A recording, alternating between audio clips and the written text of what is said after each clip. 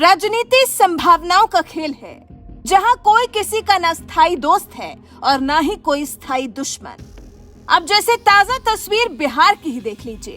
कहां लालू यादव के बेटे तेजस्वी यादव पानी पी पी कर प्रदेश की नीतीश सरकार को कोसते थे, नीतीश के हर फैसले का विरोध करते थे, सरकार की मंशा पर सवाल उठाते थे।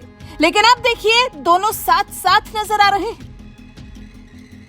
ऐसे में नीतीश को लग रहा होगा कि उन्होंने बीजेपी के साथ खेला कर दिया, लेकिन नीतीश शायद भूल रहे हैं, जहां नीतीश की सोच खत्म होती है, वहीं से तो देश के प्रधानमंत्री नरेंद्र मोदी सोचना शुरू करते हैं और फिर कुछ ऐसा कर देते हैं जिसकी कल्पना भी सामने वाला नहीं कर सकता।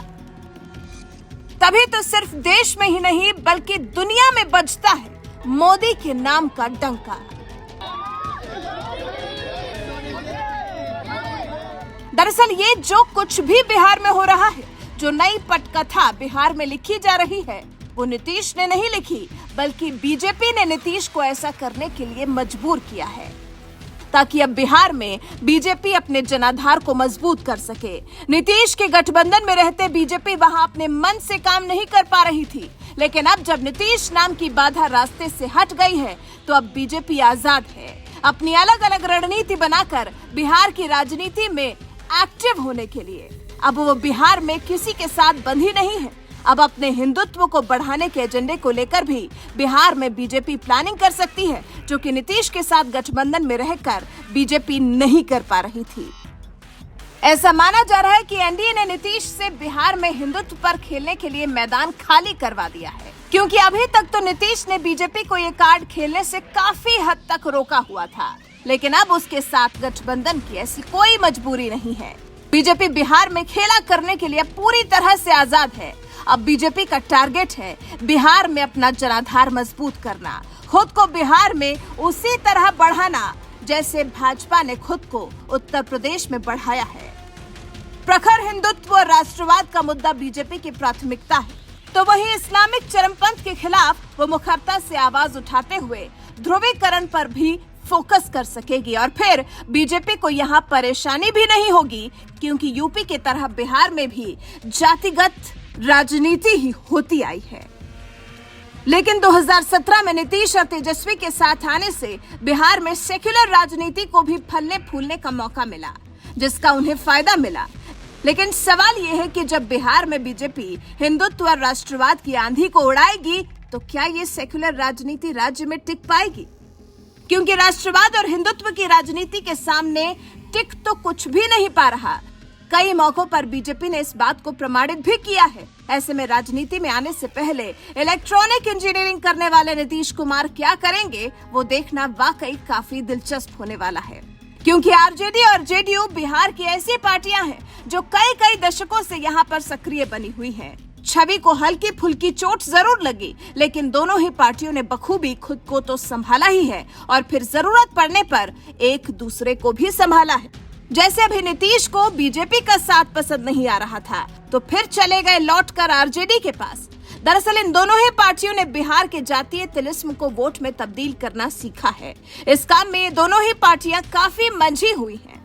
साल 2020 के चुनाव में नीतीश की जेडीयू को महज 45 सीटों से ही संतोष करना पड़ा था। वो तो 74 सीटों के साथ बीजेपी थी, जिसका उसे साथ मिल गया और फिर मुख्यमंत्री भी नीतीश कुमार को ही बना दिया गया, जबकि प्रदर्शन चुनाव में सबसे अच्छा आरजेडी का था। और अब जब बीजेपी और जेडीयू का गठबंधन बिहार में टूटा है, तो फिर बीजेपी के दिग्गज नेता गिरिराज सिंह ने नीतीश कुमार पर हमला भी तगड़ा बोला है। गिरिराज सिंह ने चेता दिया है नीतीश कुमार को कि अब तो बिहार में रण होगा। उन्होंने कहा है, नीतीश कुमार तुष्टीकरण की पराकाष्ठा थे।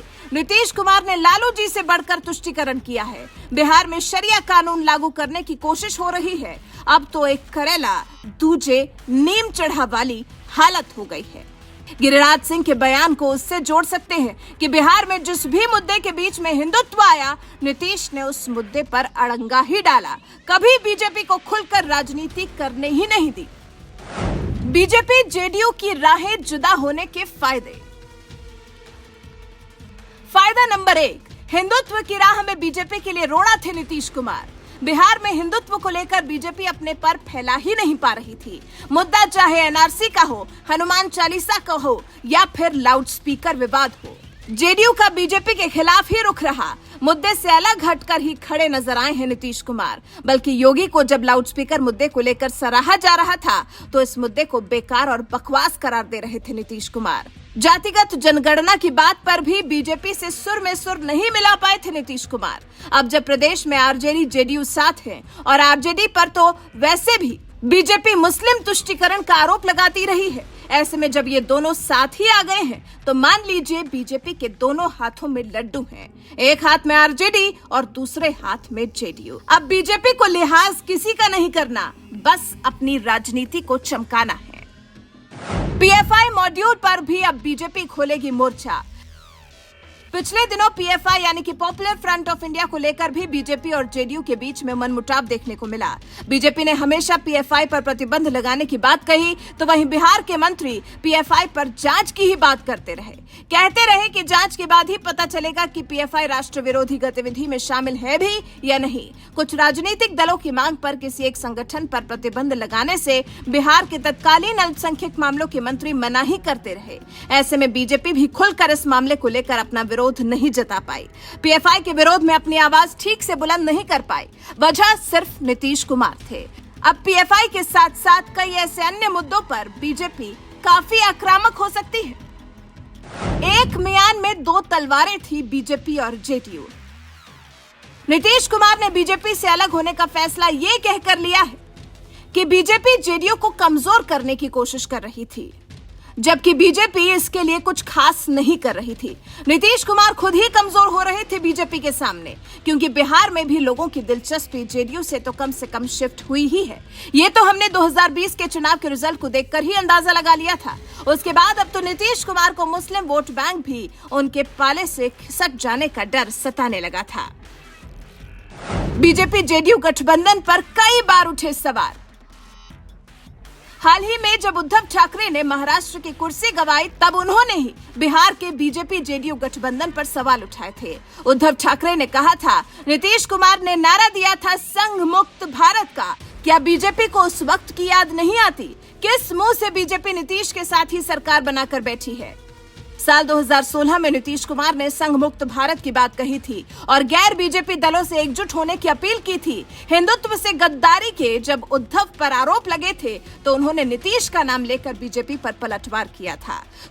कुल मिलाकर दिन बदलने के साथ ही जैसे बिहार में राजनीति बदली है, उससे कहीं ना कहीं बीजेपी को फायदा ही हुआ है। बीजेपी काफी ज्यादा आजाद महसूस कर रही है। वैसे आप बीजेपी और जेडीयू के बिहार में टूटे गठबंधन को कैसे देखते हैं? इस पर आपके विचार हमें कमेंट कर जरूर बताएं।